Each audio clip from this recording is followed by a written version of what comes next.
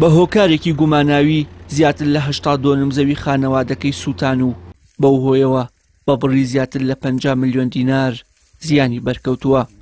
چیرۆکی سەرهەڵدانی ئاگرەکە و لێکەوتەکانیمان بۆ دەگێڕێتەوە و دەڵێ هۆکاری کەوتنەوەی ئاگرەکان بۆ دەستی ئەنقەست و کەم تەرخەمی بووە.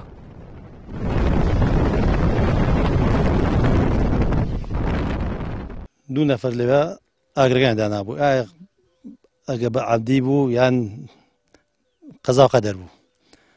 ئاگرێکی بەهێز تەشانەی کرد، باەکی بەهێز یەژەڵوکەیەکی زۆر بەقووەت لەگەڵێ هات. ئەتر ئاگرەکە لە کۆنتترۆل دەرچوو بەڕاستی، ئاگرەکە ئەوە نەبوو کە بتوانانی کۆنتترۆڵیکەی. ئاگرەکە نزیکی 80 بەرەو ژوور دۆلم گەنمی سووتان، ئەو عەزانی کە داچێنراون بە گەنم تا بۆ ناو دیەکە دەرچوو. ئاگرەکە لەم جادە خیرە پەڕیەوە چووە ناو باخەی ئەو خزمانەی ئێمە، باخەکە سووتا. ئیتر زەرێکی زۆریەوە بەڕاستی، زەرەکە زیاد لە 50 تەن گەنم سوتاوە گەر بە دوورێ نەبکرایە. جگە لە دانەوێڵەی ئەم جوتیارە کە دانیشتووی گوندی کۆرەی خوارووە لە قەزای شارەزور، سەدان دۆنمی دیکە لە ماوەی ئەم هەفتەیەدا لە شاری هەولێر و قەزاکانی سەی سادق و دەربەندیخان سووتان و جوتیارەکانی ڕەنج بە خەسار کرد. مامۆستایەکی ئاینیش دەڵێ لە ڕوانگەی ئاینی پیرۆزی ئیسلامەوە کەم تەرخەمی یاخود سووتاندنی بە ئەنقەست بەرپرسیارەتی قیامەتی لەسرە.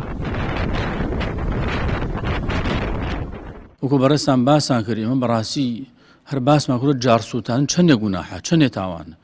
ئێستا خەڵک فێر بۆ بەداخەوە گەنم ئەسووتێنی، واتە بەروبووم و داهاتی ڕەنجی ساڵێ ئەسووتێنی. ئەم کەسە ساڵێ خەریک بووە، جوودی کردو، فەلعاتی کردو، عەجێتی کێشاوە، تۆ بێ بیسووتێنی. ئەنجا ئەمە بەمە شەوە ناوەستێ، جارێ ئەچێت تەشەنە ئەەکەم ئاگرە کۆنتترۆل ناکرێت بە خەڵکو و بە ئاگر کوژێنە و ئەمانە تەشنێکی زۆرەکە. بۆیە بەڕاستی ئەمە تاوانێکی زۆر زۆر گەورەیە. بۆیە پێغەمبەری خوا فەرمی عەلەیهی سەڵات وەسەلام حرامە لەسەر مسلمان ماڵی مسلمان، تۆ جائز نییە باسی بکەی، غیبەتی بکەی، زەیم بکەی، چۆن جائزە ماڵەکەی بسووتێنی، چۆن جائزە ماڵەکەی بخۆی. حتا لە حەجەت الوداع پێغەمبەری خوا عەلەیهی سەڵات وەسەلام دووپاتی ئەمەی تەکیدی کردو، فەرمی ماڵتان لەسەرێک حرامە، پارە و گیانتان لەسەرێک حرام، هیچ کەسە بووی نەدەستدرێژ بکاتە سەری. بەشێک لە هاوڵاتیان بە مەبەستی تۆڵەکردنەوە یاخود کەم تەرخەمی و فڕێدانی پاشماوەی جگەرە یان کردنەوەی ئاگر بۆ گەشت و سەیران ئاگر لە بەرهەمی جوتیاران بەردەدەن و بەرپرسیارەتی ئاینی و کۆمەڵایەتیش دێننە سەر خۆیان.